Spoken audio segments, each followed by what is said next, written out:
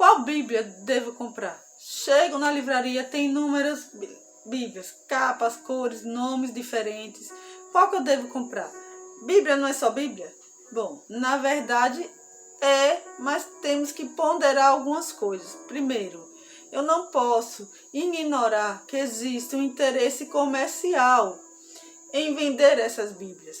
Então começa a surgir Bíblias de interesse para alcançar alguns grupos. Aí você tem Bíblia da mulher, do homem, do adolescente, do avô, do pregador, do missionário, do mensageiro, do discipulador e por aí vai. Essas Bíblias contêm pequenos verbetes, artigos, histórias que vão de encontro à proposta do título da Bíblia.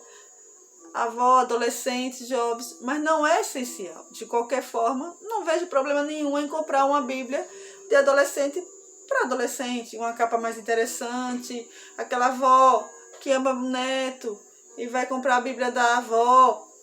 Agora você é avó, tá aqui a Bíblia da avó. Não tem problema algum. Pode comprar. Só que tem outra questão.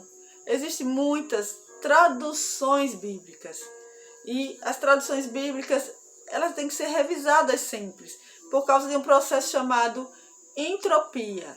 Porque a tradução, ela perde a data de validade. Muito fácil. A língua é muito dinâmica. Ela muda todo dia, evolui. Palavras ganham e perdem sentido, significados. E com isso é necessário revisar a tradução.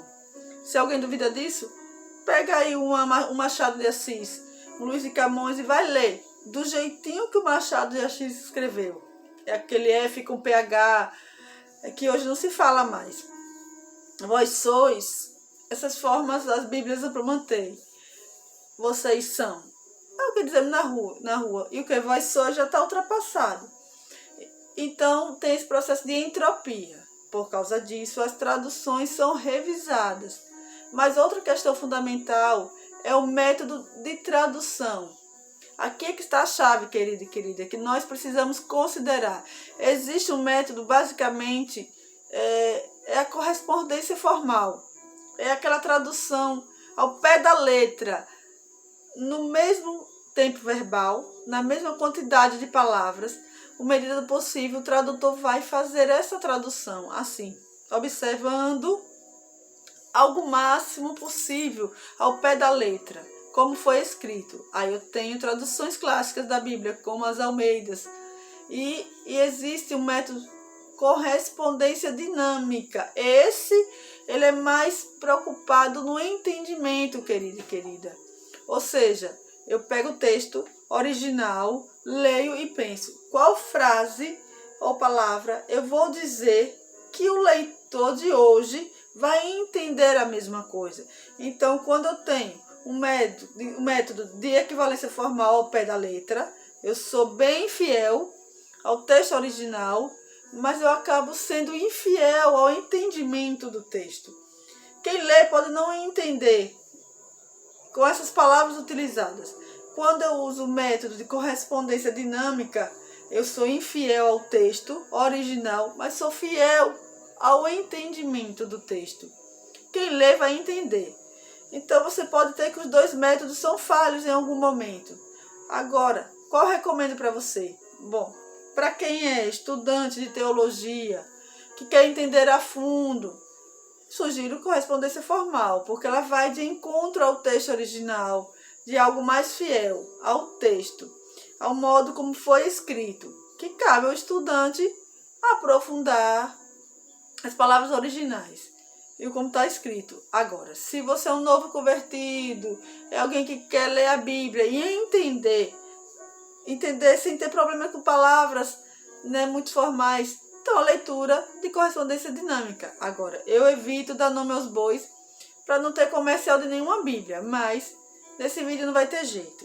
Quem quer fazer uma leitura retórica da Bíblia, você pode usar Almeida, Corrigida Fiel, Revista Corrigida, que são Bíblias mais fiéis. Agora, as classes de palavras podem ser difíceis de entender para algumas pessoas.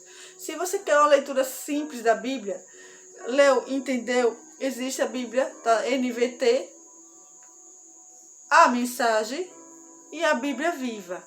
sofre algumas críticas, mas é uma boa Bíblia. A Bíblia NVI, a nova versão internacional, ela tenta caminhar entre os dois métodos. Ela parte da correspondência formal ao pé da letra, mas não complica muito a tradução. Ela usa uma gotinha de meio termo, vamos dizer assim, de correspondência dinâmica para facilitar em algum momento o entendimento. A leitura clássica vai por Almeida, né? Quando você quer uma clássica. Quem quer uma tradução mais livre, bem fácil de entender, tem NTLH, a Mensagem. Tenta caminhar entre as duas, a NVI é uma boa opção. Quando alguém me pede uma dica, eu sempre digo: você é novo convertido, quer ler, quer entender, é estudioso, é um estudante de teologia, quer aprender, traduções Almeida. Mas tem outra questão: dá uma olhada na sua igreja e vê quais Bíblias a maioria tem, para que você não fique perdido na hora da pregação, na hora que a mensagem for passada para você. Tirando isso, é somente ler a Bíblia e aprender com ela.